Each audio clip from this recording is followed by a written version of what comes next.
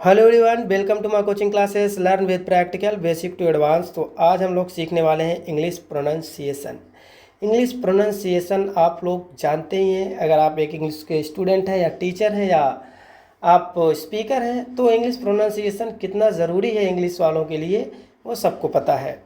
English pronunciation, ठीक है, English pronunciation कितना ज़रूरी है। अगर आप रीडर हैं, पढ़ रहे हैं, अगर आप एक टीचर हैं, पढ़ा रहे हैं, अगर आप एक स्पीकर है और बोल रहे हैं कहीं पर किसी मंच से, तो इंग्लिश प्रोनाउंसिएशन अगर गलत हो जाए तो आप एक हंसी के पात्र भी हो सकते हैं। सही बात है। तो सबसे पहले हम देखेंगे कि इंग्लिश जो प्रोनाउंसिएशन उसमें किन किन चीज़ों की ज़रूरत होती है, कितने लेटर्स हैं, इसके कितने नए साउंड प्रोड्यूस होते हैं, एक ना किन किन लेटरों पर क्या ज़्यादा भार होता है, मतलब एक ही लेटर कई अलग अलग तरीक़ों से प्रोनाउंस किए जाते हैं। ठीक है, वो सारी चीज़ें हम देखने वाले हैं और किस तरीके से लेटर्स एक लेटर दूसरे लेटर के साथ मिक्सअप होकर के एक नया साउंड प्रोड्यूस करता है। उन सारी चीज़ों के बारे में स्टेप बाय स्टेप देखने वाले हैं और आगे भी क्लास करने वाले हैं। तो सबसे पहले अगर आप किसी सब्जेक्ट को पढ़ रहे हैं तो आप उसके फादर का नाम ज़रूर जान लें। ठीक है, चाहे आप साइंस हो, चाहे ज्योग्राफी हो, चाहे इकोनॉमिक्स हो, उसके फादर को आप जानें, वो अच्छा होता है, थोड़ा सा जानकारी होनी चाहिए। तो father of modern English language जो माने जाते हैं वो है जेफरी चॉसर। ठीक है, हालांकि ये इंग्लिश जो आपकी लैंग्वेज है वो इन्होंने आविष्कार उसका नहीं किया है, वो एंग्लो वगैरह थे जो कि ब्रिटेन में आकर के बस गए थे और वहाँ से इंग्लिश का निर्माण हुआ है। ठीक है, ये जो है ना father of modern English language, जो आधुनिक युग में जो इंग्लिश है उस पर इनका बहुत बड़ा योगदान है, इसलिए इनको जेफरी चॉसर को माना जाता है father of modern English language.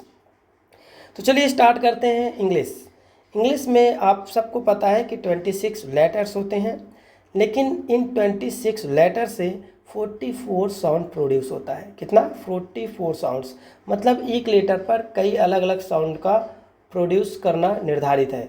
तो वही एक ही लेटर पर 2-3 अलग अलग साउंड जो प्रोड्यूस होते हैं उसी में हम लोगों को कन्फ्यूजन आती है।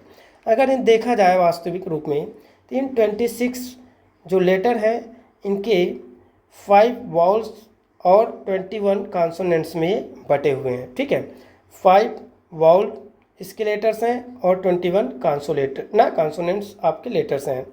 लेकिन इन 5 vowel sounds A E I O U है, जो इसमें जो साउंड है इस 5 वाउल साउंड के ऊपर 20 साउंड्स का प्रोड्यूस होता है। समझ में आया? मतलब वाउल साउंड्स है 5, लेकिन जो ये साउंड प्रोड्यूस कर रहे हैं, साउंड को क्रिएट कर रहे हैं, वो 20 साउंड है। कहीं ना कहीं एक एक जो लेटर है उस पर कई कई अलग अलग तरीके से साउंड प्रोड्यूस करने की उसके अंदर क्षमता है, जिसकी वजह से हम लोगों को अलग अलग ना एक ही लेटर को अलग अलग तरीके से पढ़ते हैं। ठीक है, तो वो कन्फ्यूजन आती है। ठीक है, और जो आपका कॉन्सोनेंट है वो टोटल कितना है? 21, लेकिन इसका जो साउंड है वो 24 है। अगर देखा जाए कॉन्सोनेंट का जो साउंड है 21 लेटर है, साउंड मात्र 24 है। इसका मतलब इसमें जो लेटर है वही उसका रियल साउंड भी है, इसमें ज़्यादा फर्क नहीं है। लेकिन जो वाउल साउंड है वो 5 ही है, लेकिन साउंड इसका जो है वो 20 है। इसी में ज़्यादा कन्फ्यूजन होती है। सबसे पहले आप जान लीजिए कि अगर आपको कोई वर्ड क्रिएट करना हो, न्यू वर्ड आपको क्रिएट करना हो, बनाना हो, तो आप वाउल्स और कॉन्सोनेंट को मिक्सअप करके ऐड करके नए नए वर्ड को क्रिएट कर सकते हैं। तो क्रिएट करने के बाद आप किसी वर्ड को किस तरीके से पढ़ते हैं उसी के बारे में चर्चा करने वाले हैं। तो आपके सामने जो कुछ एग्जांपल्स हैं: earth, desert, mastermind, creativity, literature, chemistry, mechanical, ग्रानी।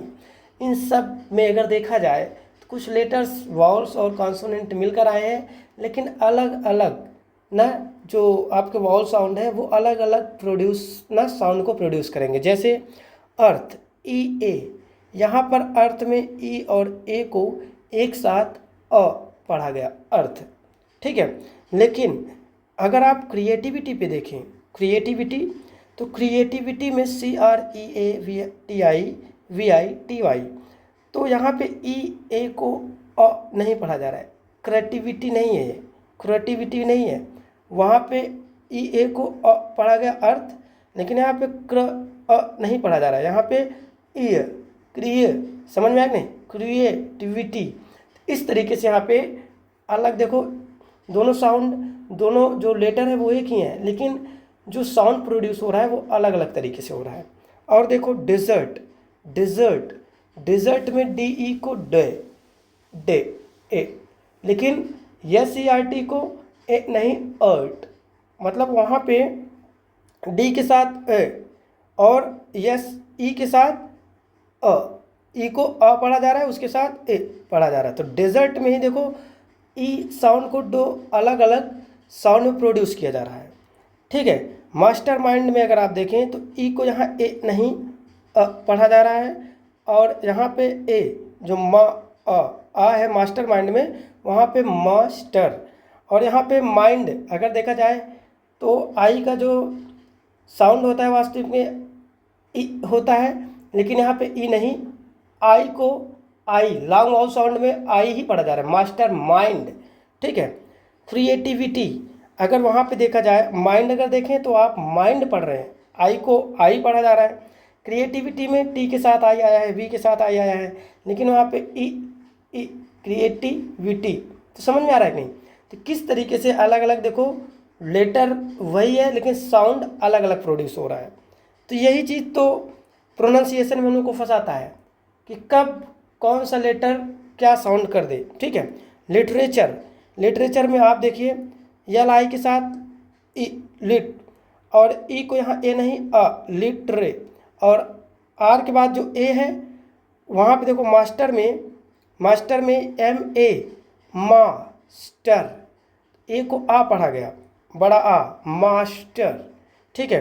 लेकिन लिटरेचर में देखा जाए तो लिटरेचर आर ए को राचर नहीं रेचर, रेचर ए को रियल साउंड जो ए है, ए का लॉन्ग साउंड ए, लिटरेचर, इस तरीके से पढ़ा गया। और टी यू आर ई को यहाँ पर टूडे नहीं चेयर पढ़ा जा रहा है।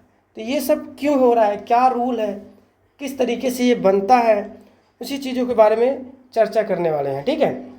केमिस्ट्री, मैकेनिकल, घरानी, तो आगे क्लास में यही चर्चा करेंगे। लेकिन सबसे पहले आप जान लीजिए इंग्लिश जो है वो कॉन्सेप्ट, आपके जो कॉन्सेप्ट है उससे ज़्यादा तो इसमें एक्सेप्शन है। तो आप सीखेंगे कॉन्सेप्ट, कॉन्सेप्ट से हम लोग जितना सीख पाएंगे उतना कॉन्सेप्ट से सीखेंगे, जितना आपके टीचर्स जो पढ़ा रहे हैं उनका प्रोनाउंसिएशन से वहाँ से सीखेंगे। फिर उसके बाद आप कहीं से मूवी देख रहे हैं, इंग्लिश के गाने सुन रहे हैं, वहाँ से सीखेंगे। फिर ना इस तरीके से आप लोग सीखते रहेंगे, रीडिंग कर रहे हैं वहाँ से सीखेंगे ना। उसके बाद इसमें बहुत सारे वर्ड हैं जो कि 100% रूल को फॉलो नहीं करेंगे, उनको आपको एक्सेप्शन के तरीके से पढ़ करके उनको याद भी करना होगा, ताकि आपको वहाँ पर पता रहे। क्योंकि आपको पता है इंग्लिश 100% श्योर नहीं है कि रूल पे ये चलती है, रूल से ज़्यादा ये एक्सेप्शन पे चलती है, ठीक है। तो इस तरीके से हम प्रोनाउंसिएशन को सीखने वाले हैं, और आगे भी ना अभी नेक्स्ट हमारा जो क्लास होगा उसमें प्रोनाउंसिएशन में ना किस लेटर को अलग अलग तरीके से पढ़ा जाता है वो चीज़ें देखने वाले हैं। तो चलिए मिलते हैं नेक्स्ट वीडियो में, तब तक के लिए धन्यवाद।